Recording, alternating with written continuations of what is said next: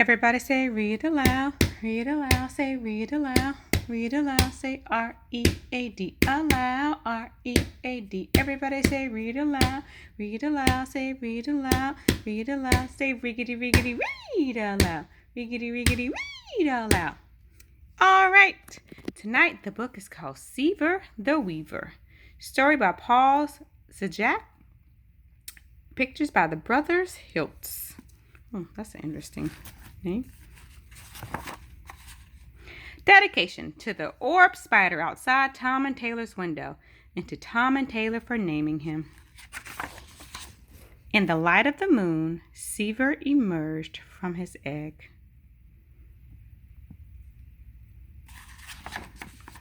He joined his many brothers and sisters in the wide, wide world. Some began to create their magnificent webs. Others floated away on silken threads as far as the eye could see. Oh, it's giving me the heebie-jeebies. Seaver stared into the night sky. He became inspired by the patterns he saw in the stars. Seaver began to weave. He worked by starlight and through early morning. Satisfied, he sat proudly on his web. "What is that?" his brothers and sisters asked. "It is my triangle," Seaver said. "That is not an orb. We are orb weavers. We make round webs, not triangles." "But I like my triangle. It is unique," Seaver said.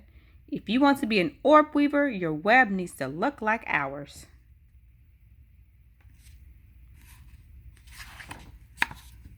Seaver admired his brothers and sisters' webs. They were round, flawless, and empty. Seaver's web was sharp, pointed, and shaking from the struggles of a fly. "I will try harder next time, but first I must tend to my guest." When the day turned to night, Seaver looked at the stars in wonder. He forgot about orbs and circles. Seaver began to weave. He worked by starlight and through early morning. Satisfied, he sat proudly on his web.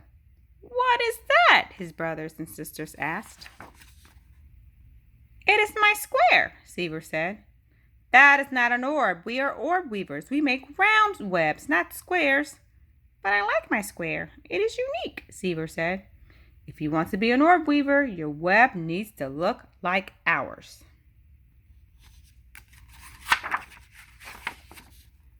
Seaver admired his brothers and sisters' webs. They were round, perfect, and untouched.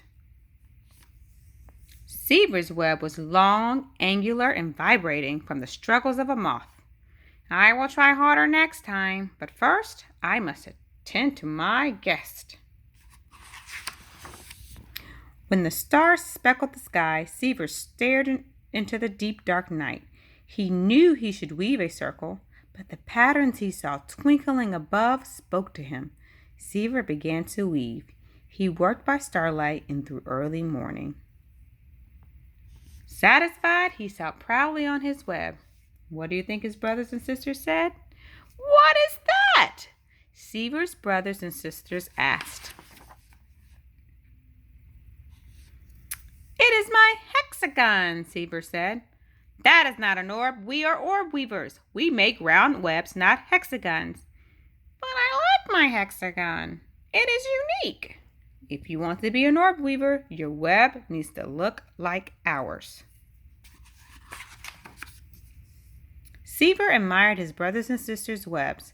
They were round, pristine, and vacant. Seaver's web was edgy, rigid, and trembling from a grasshopper. "Perhaps you're right. I will try harder next time. But first, I must tend to my guest." Under the starry night, Seaver sat confused. He knew he should make an orb if he wanted to be an orb weaver, but again, the lights in the sky inspired him. Seaver began to weave. He worked by starlight and through early morning. Satisfied, he sat proudly on his web. "What is that?" Seaver's brothers and sisters asked.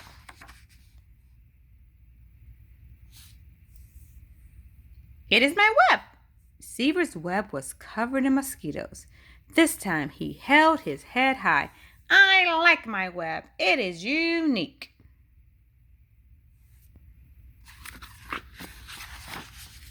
We agree. We are hoping you could teach us how to weave such marvelous shapes. We are very, very hungry.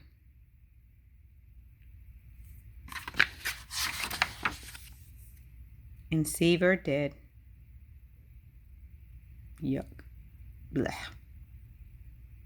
And that's, my dears, was Seaver the Weaver. Since we're doing our little spider unit, I figured this would be a good opening book. And as you all know, I very much dislike spiders. However, I love to learn about them. All right, have a good night. Sleep tight. See ya tomorrow.